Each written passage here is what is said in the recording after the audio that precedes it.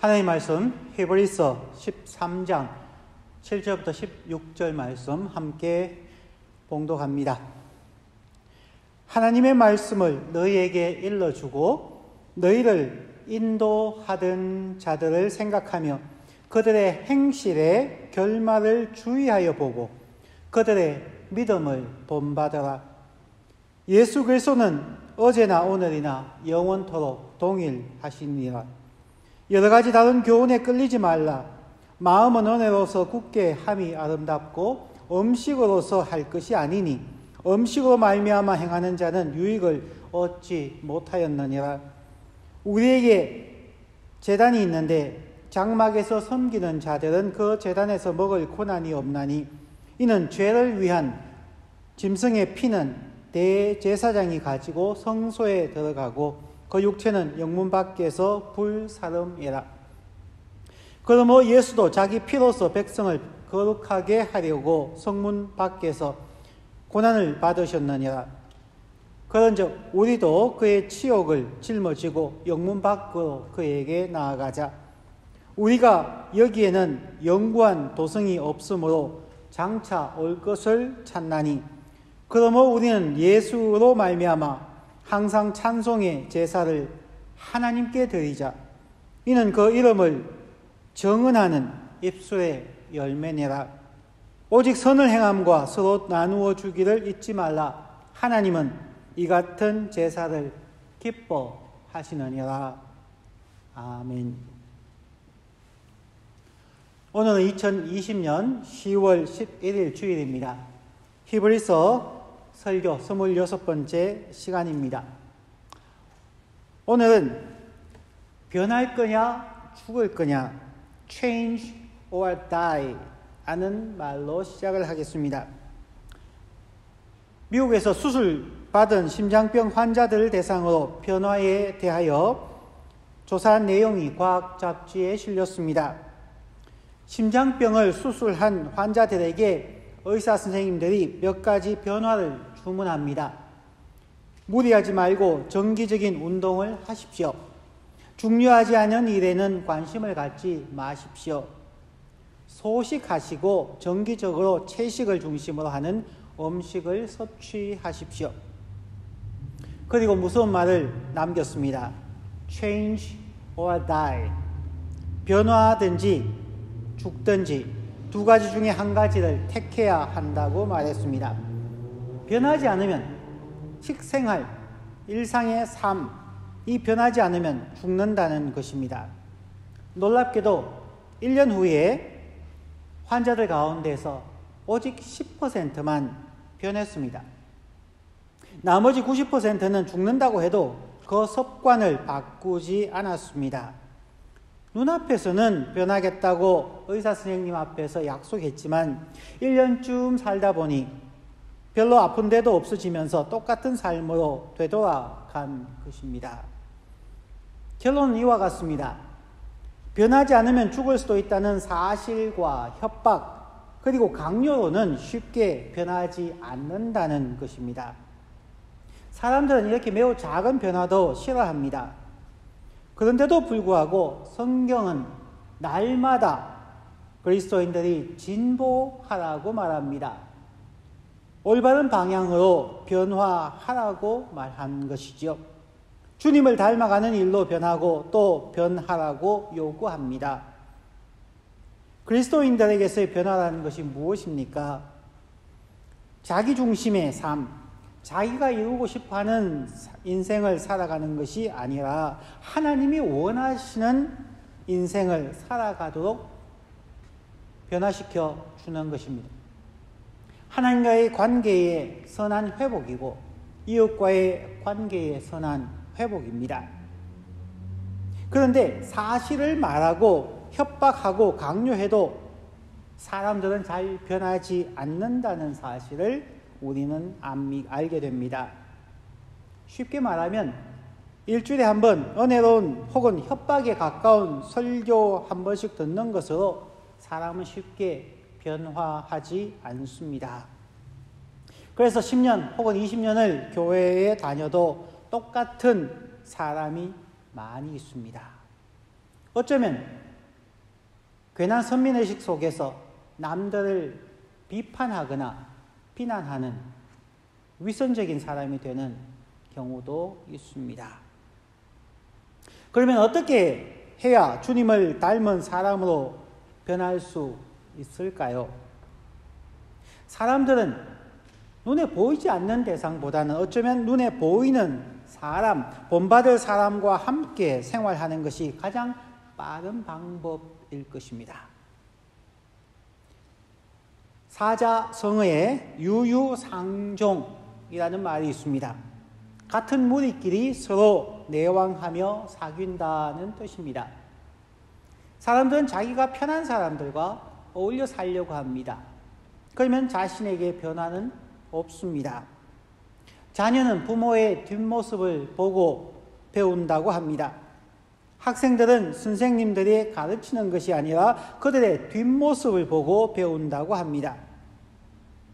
그리스도인들의 참된 변화는 본받을 수 있는 리더들과 동료들을 통해서 변화할 수 있습니다. 불평하는 사람들과 함께 있으면 불평이 습관이 됩니다. 비판하는 사람들과 함께하면 비판하는 습관이 들게 됩니다. 찬송하는 사람들과 함께 있으면 일터에서나 가정에서도 흥얼거리며 찬송을 부르게 됩니다.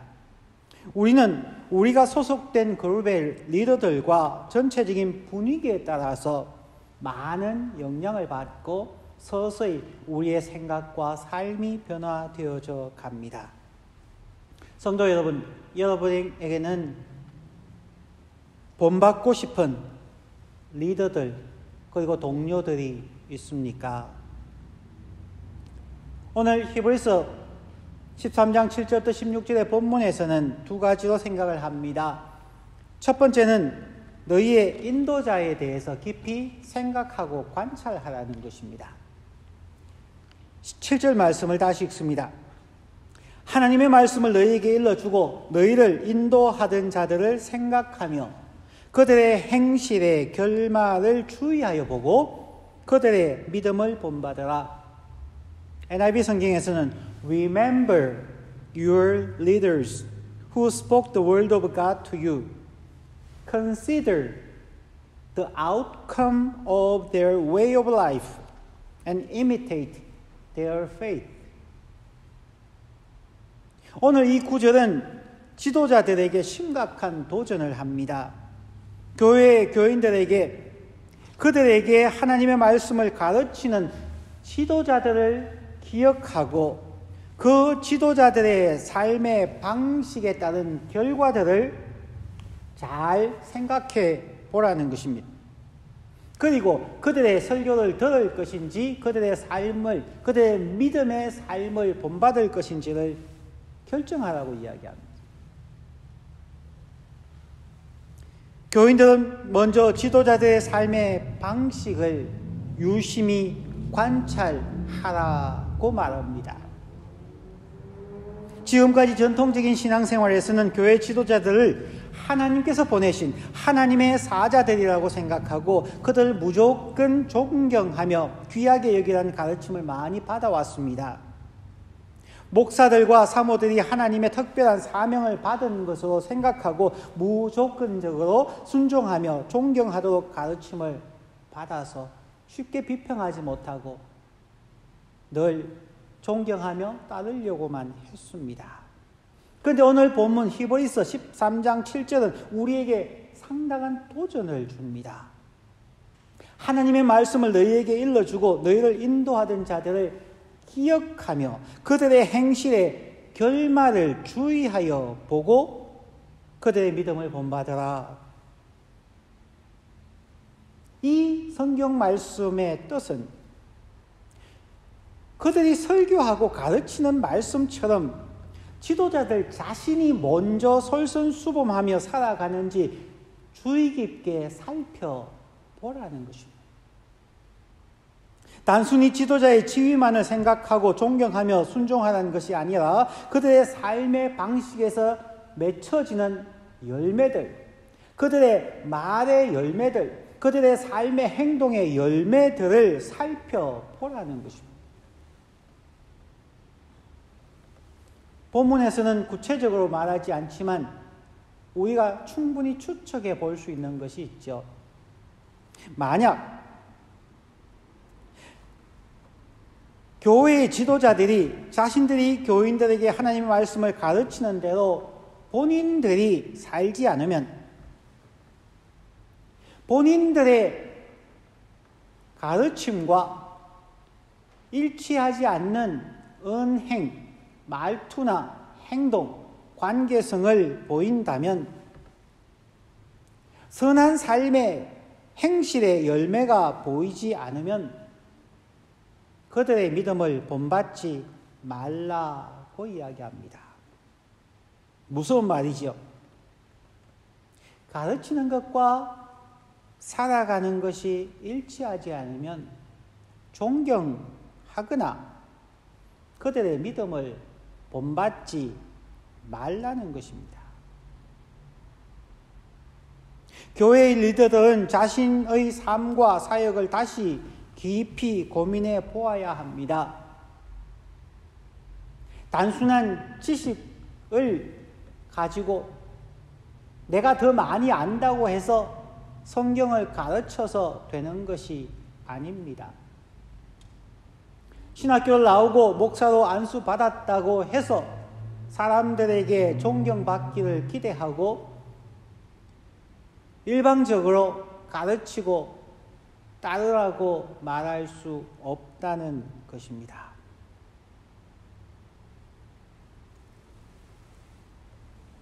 저도 참 자신이 없습니다. 항상 저 자신을 먼저 가르치고 훈련해야 함을 배우게 됩니다. 기독교는 본받음의 종교입니다. 교회의 리더는 참 리더인 예수 그리스도의 가르치는 사역과 실제의 삶을 먼저 본받아 배워야만 합니다. 오늘 본문 12절 말씀에 그러므로 예수도 자기 피로서 백성을 거룩하게 하려고 성문 밖에서 고난을 받으셨느니라.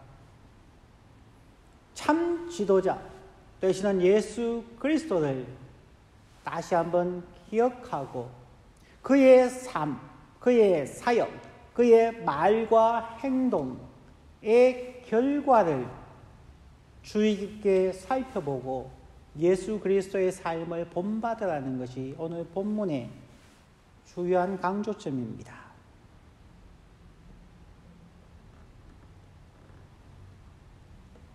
예수 그리스도는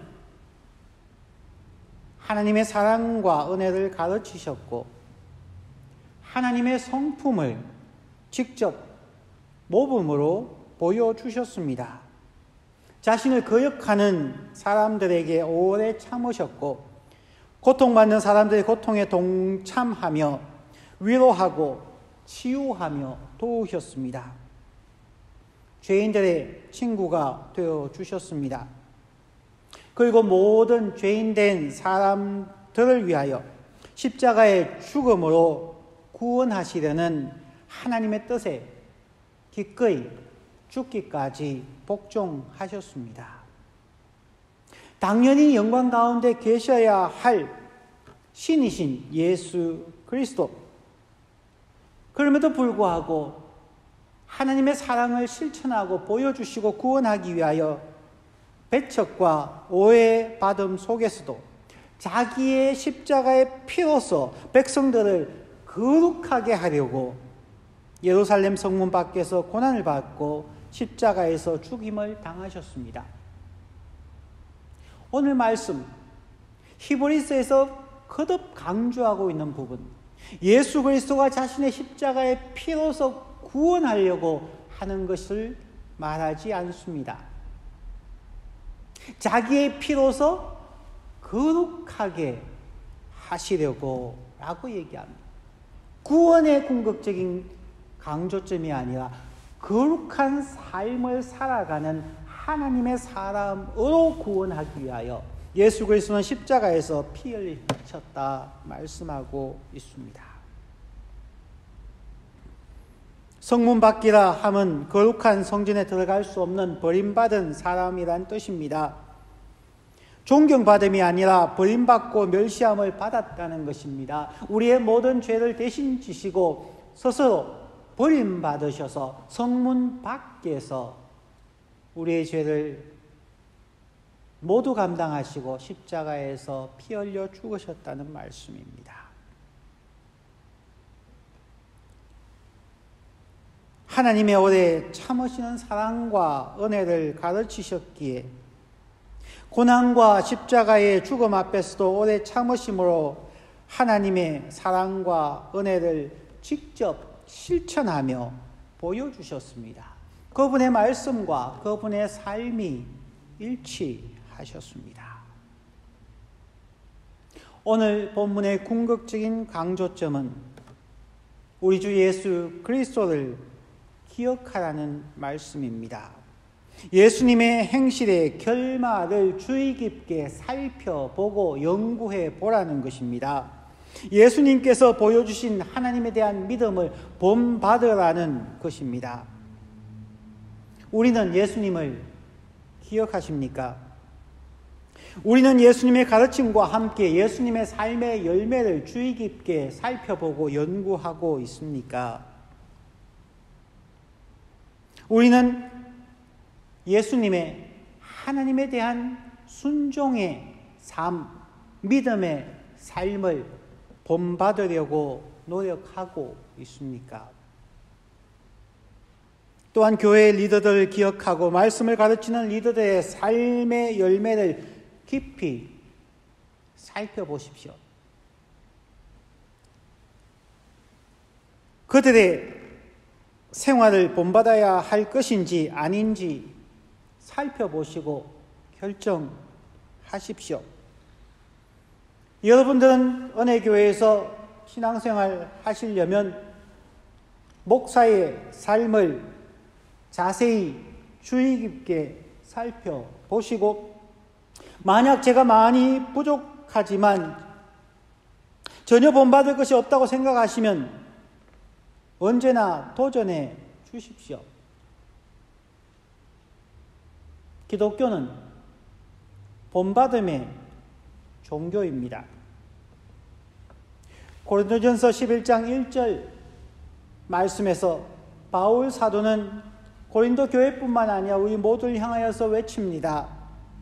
내가 그리스도를 본받는 자가 된 것 같이 너희는 나를 본받는 자가 되라. 이제 오늘 본문의 두 번째로 넘어갑니다. 15절과 16절 말씀입니다. 그러므로 우리는 예수로 말미암아 항상 찬송의 제사를 하나님께 드리자. 이는 그 이름을 정언하는 입술의 열매니라. 오직 선을 행함과 서로 나누어 주기를 잊지 말라. 하나님은 이 같은 제사를 기뻐하시느니라. 기독교의 신앙을 가지신 분들은 단순히 가르침을 받아서 예배하고 찬송하는 삶이 아니라 진정한 리더이신 예수 그리스도의 가르침과 그분의 삶의 열매를 주의 깊게 살펴보고 연구하여서 만약 예수님의 가르침과 삶이 일치하고 우리가 그분의 가르침과 삶에 동의한다면 항상 예수 그리스도로 말미암아 찬송의 제사를 하나님께 드리라고 말씀합니다. 예수 그리스도에 대한 주의 깊은 연구와 관찰 없이 드리는 예배는 마음에 감동이 없는 형식적인 예배에 빠지게 될 것입니다. 오늘날 교회에 나오는 많은 분들이 찬송을 불러도 마음에 감동이 없는 경우가 많이 있습니다. 어쩌면 교인들의 일상의 삶이 너무 피곤해서 그럴 수도 있지만 더욱 핵심적인 이유는 예수 그리스도의 가르침과 그분의 삶의 열매에 대하여 주의 깊게 살펴보거나 연구하지 않기 때문입니다. 이런 말이 있죠. 아는 만큼 보인다. 그렇습니다. 예수 그리스도의 가르침과 삶의 열매를 아는 만큼 진정한 열매를 드릴 수가 있고 하나님의 사랑과 은혜가 보이며 체험하게 됩니다. 정말 예수 그리스도의 가르침과 십자가를 깊이 관찰하고 연구하면은 우리를 구원하신 예수 그리스도께 그냥 항상 찬송과 감사를 드리게 될 것입니다. 예수 그리스도를 우리를 구원하기 위하여 보내신 하나님께 찬송의 제사를 항상 드리게 될 것입니다. 우리의 신앙생활이 몸이 건조해졌습니까? 의미가 없어 보입니까? 기독교가 부패하거나 일부 목회자들과 교회들의 잘못 이전에 우리 자신들이 예수 그리스도를 주의 깊게 살펴보고 연구하는 일에 게을러진 것은 아닐까요? 이번 기회에 한번 우리의 신앙의 자세에 대하여 점검해 보면 좋겠습니다. 예수 그리스도가 행하신 일들을 주의 깊게 살펴보게 되면 우리에게 감사의 찬송이 생기게 되고 우리의 신앙에 활력이 넘치게 될 것입니다. 찬송은 그 사람의 행하신 일에 대한 인식이며 긍정이며 감사의 표현입니다. 우리에게 찬송이 없다는 것은 우리의 일에 너무 바쁘다는 것입니다. 우리에게 찬송이 없다는 것은 예수 그리스도의 행하신 일에 대하여 연구하고 의식하는 일에 게으르다는 말입니다. 우리에게 찬송이 없다는 것은 하나님의 사랑과 예수 그리스도의 사역에 대한 감사의 마음이 식었다는 말입니다.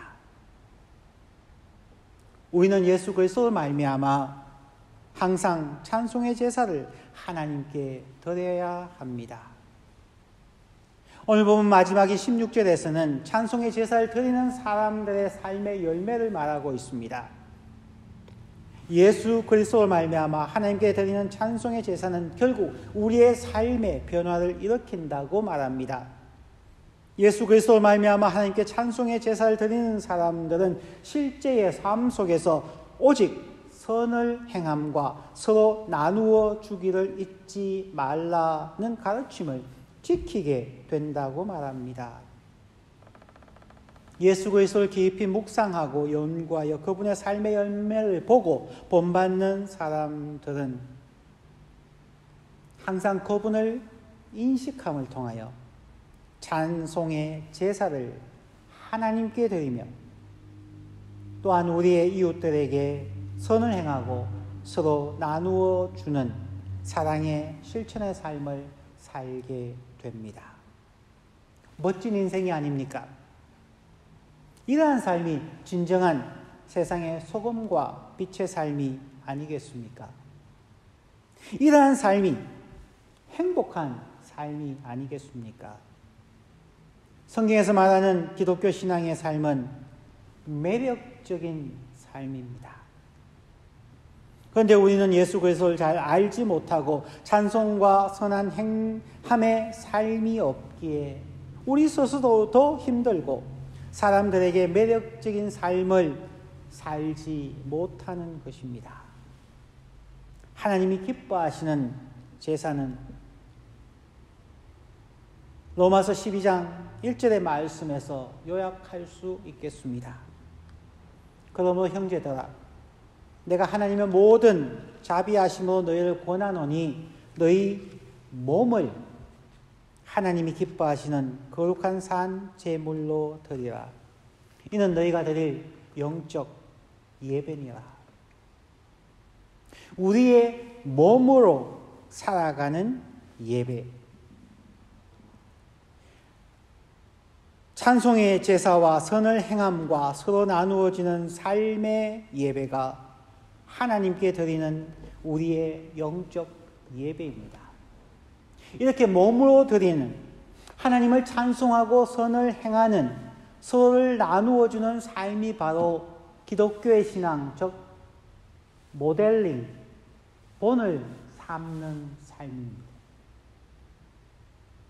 바울의 말씀과 같이 내가 그리스도를 본받는 자 된 것처럼 여러분은 나를 본받으십시오.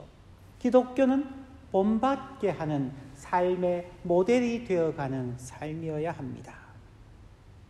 성도 여러분, 다음 한 주간도 우리 모두 함께 하나님께 찬송의 제사를 드리며 선한 삶의 열매를 드리시는 축복된 삶이 되시기를 우리 주 예수 그리스도의 이름으로 축원드립니다. 기도하겠습니다.